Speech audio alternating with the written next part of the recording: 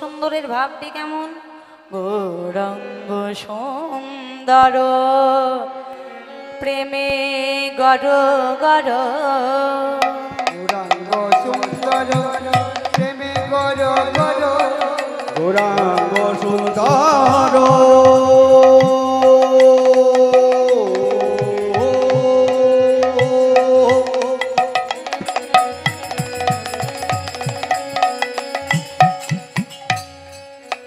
আমার গৌরাঙ্গ সুন্দর প্রেমী গড় গড়, ময়ে যমুনা তীরে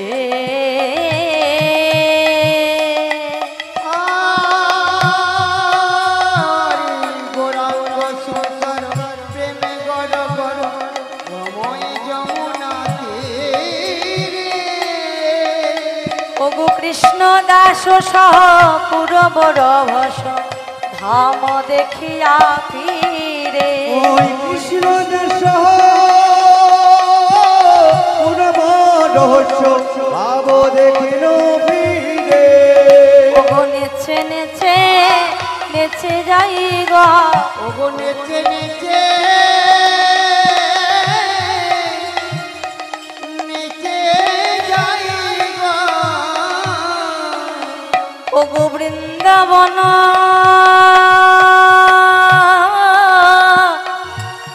দর্শনে নেচে নেচে নেচে যাই গা, গোড়াই আমার বৃন্দাবন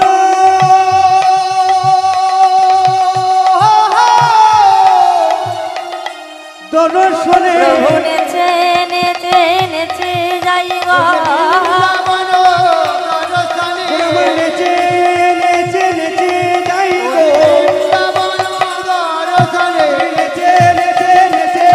গো, নেচে নেচে নেচে যাই গো, নেচে নেচে নেচে যাই গো, ওগো কৃষ্ণ দাস সহ পুরবর বস ধাম দেখিয়া ফিরে। আজকে আমার মহাপ্রভু করেছে কি না, স্বরূপ দামোদর, রায় রামানন্দ এবং সনাতন গোস্বামী এই ভক্তদেরকে সঙ্গে লইয়ে হরিনাম সংকীর্তনে অনুমত্ত ছিলেন। হরিনাম সংকীর্তন করতে করতে প্রভুর কিন্তু আর নাম ভালো লাগছে না, তাই প্রভু করেছে কি সনাতনকে ডেকে বলছে, সনাতন আমার না এই শ্রীক্ষেত্র পুরীধাম আর ভালো লাগছে না, এবার আমি ওই মাধুর্য মণ্ডিত মধুময় শ্রীরাম বৃন্দাবনে যাব। সনাতন বলছে, প্রভু এই তো কদিন আগে এসেছেন, আর কটা দিন থেকে যান, তারপর না হলে বৃন্দাবনে যাব।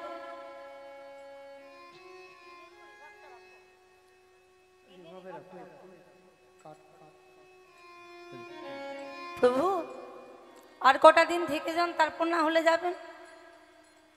আর কটা দিন যেই থেকে যাওয়া হয়েছে, প্রভু বলছে, সনাতন এবার আমি যাব। বলে, প্রভু সামনে আসছি রথযাত্রা, ওই রথযাত্রা পার হয়ে যা, তারপর না হলে বৃন্দাবনে যাবে।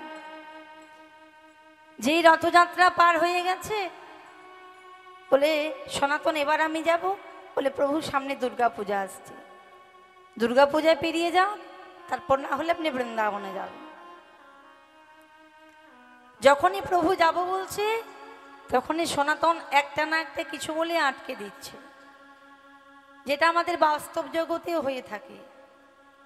দেখবেন আমরা যে মানুষটাকে বেশি ভালোবাসি, সেই মানুষটা যদি আমাদের গৃহে আসে, মানে বাড়িতে আসে,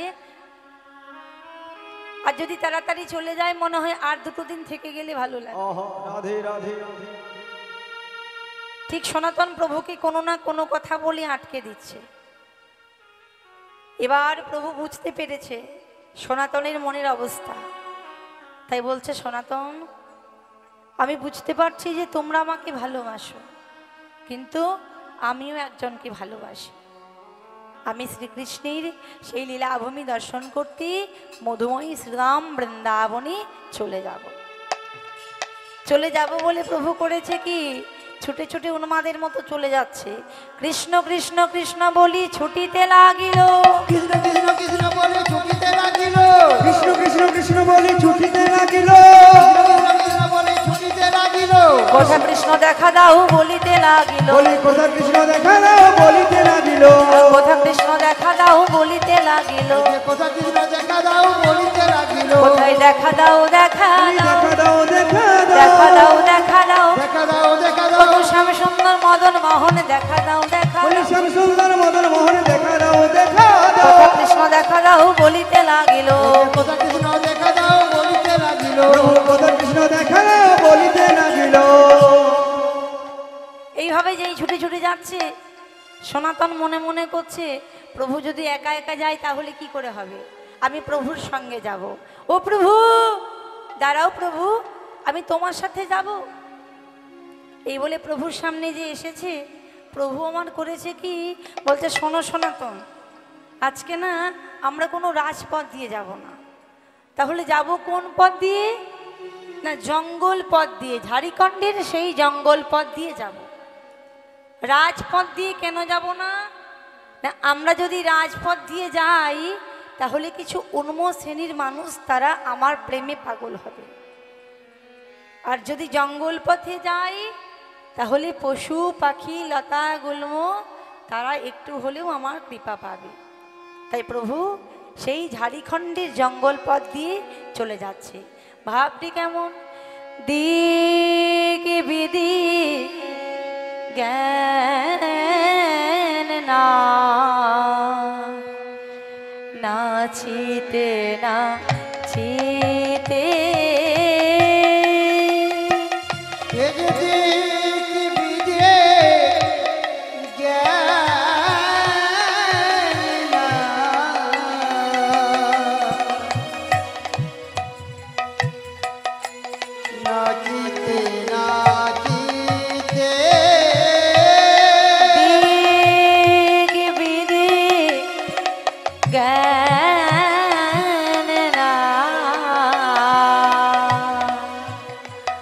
প্রভুর নাচিতে নাচিতে,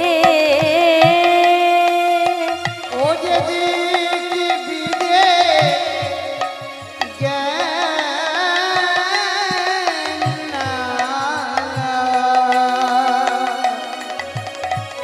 নাচিতে নাচিতে, ও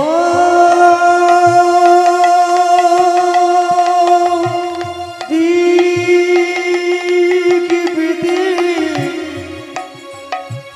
জ্ঞান নাই প্রভু,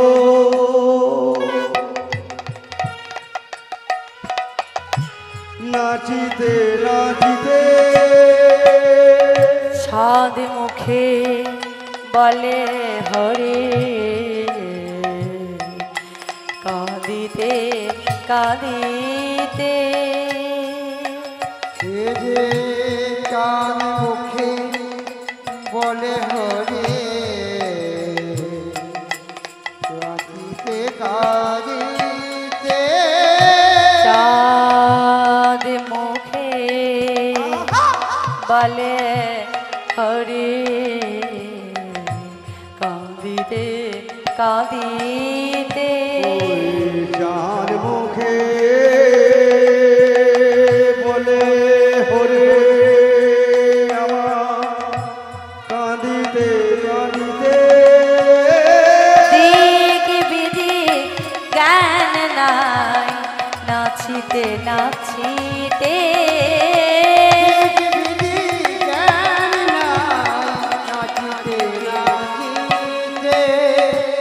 এইভাবে হয়েছে কি না, প্রভু সে উন্মাদের মতো ছুটে ছুটে চলে যাচ্ছে।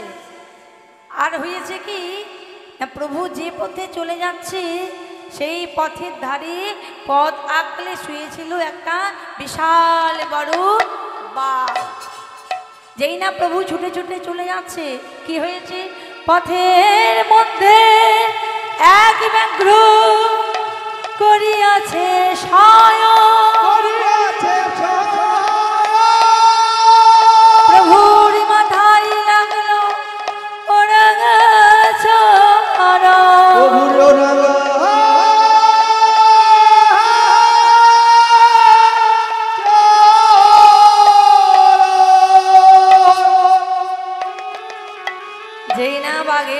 জায়গায় প্রভুর চরণ ঠেকেছে, বাঘ করেছে কি গম্ভীর গর্জন করে উঠেছে। যে বাঘের মানুষ দেখলে জিহ্বা লকলক করে, সেই খাদক খাদ্য ভুলে গেল, আর ভুলে গিয়ে প্রভুর দিকে এক দৃষ্টিতে চেয়ে আছে। প্রভু যেই না দেখেছে বাঘের মাথায় পা লেগেছে, কিরে বনের বাঘ, তোর মাথায় বুঝি আমার পা লেগেছে তাই না? পারিস যদি একটু ক্ষমা করে দে আমাদের শাস্ত্রে কি বিধান আছে মা? যদি কারোর গায়ে পা লাগে, যদি বয়সে ছোট হয়, তাহলে তাকে পা লাগলে একটু আদর করতে হয়, চুম্বন করতে হয়। আর যদি সমবয়স্ক হয়, গায়ে পা লাগলে তাকে একটু আলিঙ্গন দিতে হয়। আর যদি বয়সে বড় হয়, তাহলে তাকে প্রণাম করতে হয়। আজকে প্রভুর পাটা লেগেছে বাঘের মাথার উপরে, কি করবে গো? প্রণাম করবে, নাকি চুম্বন করবে, নাকি বাঘকে আলিঙ্গন করবে? কোনোটাই করা সম্ভব নয়। তাই প্রভু করেছে কি না, উভয়ের দিকে এক দৃষ্টিতে চেয়ে আছে। বাঘ যেই চেয়ে আছে, প্রভু আমার বাঘকে বলছে, এই বনের বাঘ, জানিস আমি অনেকদিন কৃষ্ণ নাম শুনি, তুই আমাকে একটু কৃষ্ণ নাম শোনাবি? বাঘ প্রভুর কাছে বলছে, প্রভু প্রভু তুমি তো কৃষ্ণ বলার মতো আমার কণ্ঠে সার দাওনি,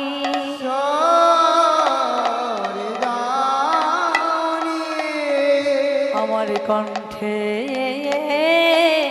দিয়েছো তুমি গম্ভীর গর্জন, মুখে দিয়েছো হিংসা, চোখে দিয়েছো ক্ষোভ। এতে তো কোনোদিন কৃষ্ণ নামে মধুর হবে না, মধুর হবে না। ওই মানুষের কণ্ঠে দিয়েছো 6 রাগ 36 রাগিনী, 36 রাগিনী। এতে তারা এমন ভাবে কৃষ্ণ নাম করে, যাতে পাষাণ গলে যায়, পাষাণ গলে যায়। তুমি হলে স্বতন্ত্র ঈশ্বর, কৃপা করে আমার মুখ দিয়ে কৃষ্ণ নাম বলি। তুমি কৃষ্ণ নাম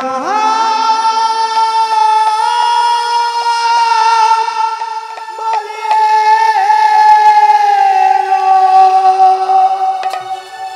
প্রভু তুমি তো কৃপা করে সবকিছু করতে পারো,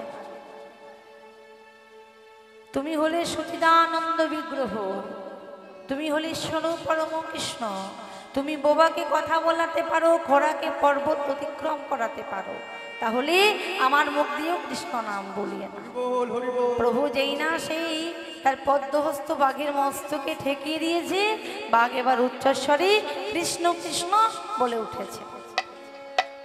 প্রভু এবার বাঘের কাছ থেকে যেই ছুটে ছুটে চলে যাচ্ছে, দেখছে ও দূরে রয়েছে একজন বৈষ্ণব, যার কণ্ঠে রয়েছে তুলসীর মালা, গায়ে রয়েছে তারক ব্রহ্ম নামাঙ্কিত নামাবলী, কপালে রয়েছে হরিমন্দির স্বরূপ ছিল।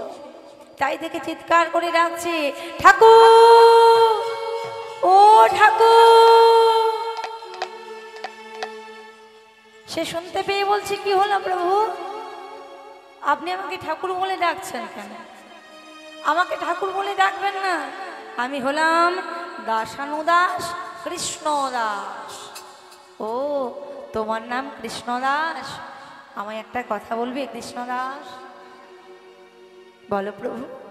ওগো বলো কৃষ্ণদাস, কহি তোমার পাশ, আর কত দূরে মধুর বৃন্দাবন।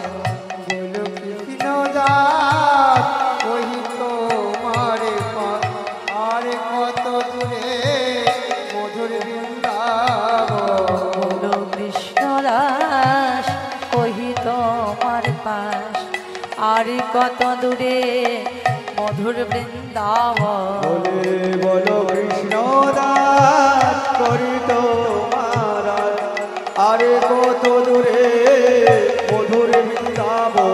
ওগো ব্রজ বিনেম আকুল অন্তর কত দিনে পাব দর্শন।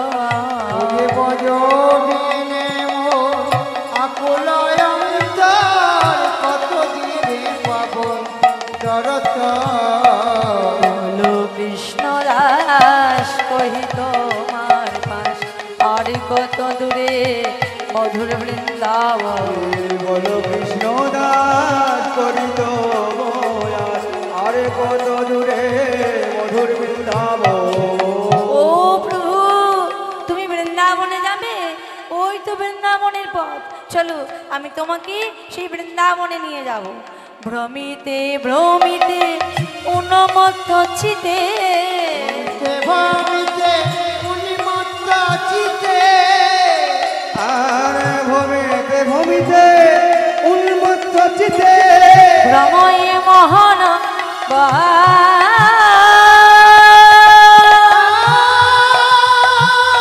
ভ্রমিতে ভ্রমিতে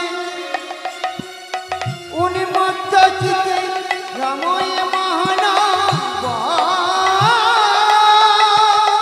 ওগো কৃষ্ণ দাস কহে হের কালী দহ, দাস কহে হের কালী দহ আগে কর দর্শন।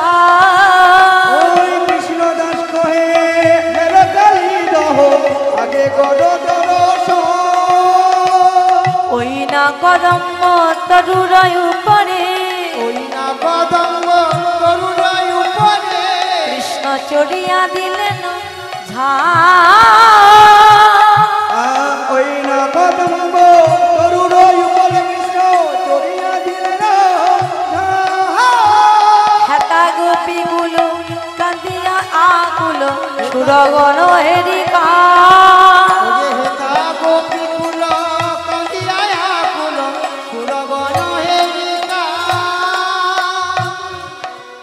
ওই কদম্ব বৃক্ষ তেমনি ওই আছে, কদম্ব বৃক্ষ তেমনি আছে ওই কদম্ব বৃক্ষ তেমনি আছে। ওই কদম্ব বৃক্ষ তেমনি সে যে কৃষ্ণ লীলায় সাক্ষী দিতে কদম্ব বৃক্ষ তেমনি আছে।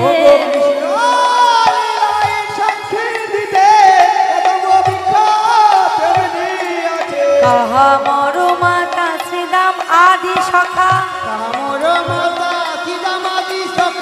কাহা মর গোপীগণ,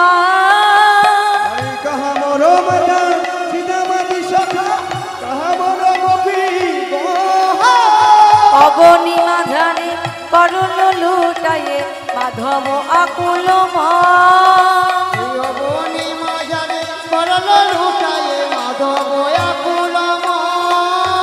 গোরার ব্রজের কথা মনে হলো, গোরার ব্রজের কথা মনে হলো।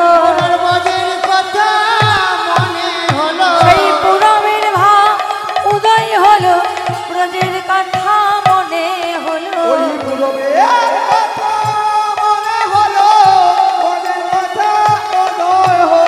অবনী মাঝারে পড়ল লুটায়ে মাধব আকুল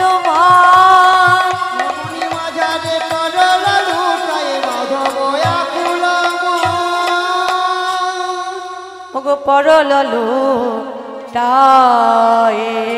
গো মাধব গেলে পড়ল লোটায় গো ও মাধব গেলে পড়ল লোটায় রে মাধব গেলে পড়ল লোটায় রে মাধব গেলে পড়ল লোটায় রে মাধব গেলে পড়ল লোটায় রে